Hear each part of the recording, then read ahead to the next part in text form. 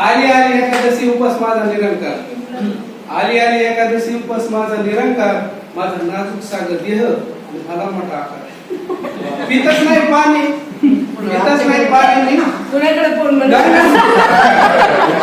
इकडे बघितलं, पितच नाही मी पाणी फक्त शरबतच घेते, पितच नाही मी पाणी फक्त शरबतच घेते, भडकेला आणि उष्णता म्हणून फळाचा रस सोबत घेते. सकाळ झाली, सकाळ झाली गोळी घेण्यासाठी, सकाळ झाली गोळी घेण्यासाठी नाश्त्याला हवे काही काही, 1 किलो शाबू, 1 किलो शाबू ह्यांनी भिजवत घातलाय, बरंच झालं पाहिजे.